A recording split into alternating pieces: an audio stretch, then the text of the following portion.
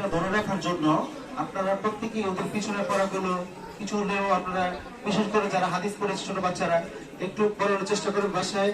এবং ওরা যেন বাসায় মাদ্রাসা যেরকম নামাজ পড়েছে একটা পরিবেশে ছিল, বাসায় আপনারা ঠিক সুন্দর পরিবেশটা দিবেন ইনশাল্লাহ। তাইলে আগামী বছর ওদের পড়াশোনাটা করতে সহজ হবে, সামনে আগাইতে সহজ হবে। তো আমি আসলে আজকের এই 2024 শিক্ষাবর্ষের পুরস্কার বিতরণী প্রোগ্রাম শেষ হয়েছে।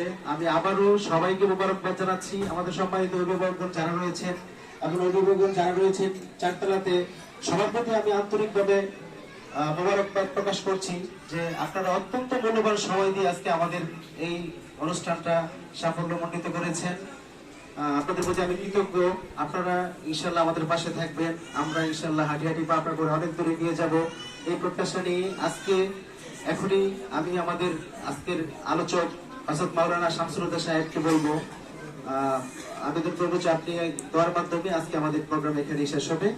আর দোয়ার পরে ইনশাল্লাহ আমরা একটু সবাই কেউ তাড়াহুড়া করবো না। আপনাদের জন্য আমরা আসলে তেমন কিছুই করতে পারিনি। আপনারা সবসময় সারা বছর আমাদের পাশে থাকেন, আপনাদের সাথে ভালো করে একটু কথা বলবো, আচরণ করবো, এটাও হয়তো আমাদের অনেক দিক থেকে কমতি হয়ে যায়।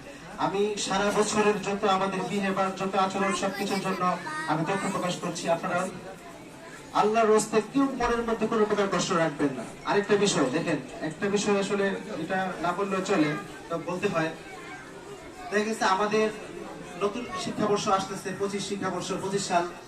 আমাদের হয়তো অনেকে চেষ্টা করবো, মানে অনেকে চিন্তা করি যে আরো ভালো প্রতিষ্ঠানে আমার সন্তানকে দিব। আলহামদুলিল্লাহ, এই ব্যাপারে আমাদের কোনো প্রতিবন্ধকতা থাকবে না, আমরা একবারও বলবো না। প্রয়োজনে আপনাদের যদি পরামর্শ চান বা ভালো প্রতিষ্ঠানের জন্য, আমি আমার ছেলেকে এই প্রতিষ্ঠানে ভর্তি করাতে চাই, আমি ইনশাল্লাহ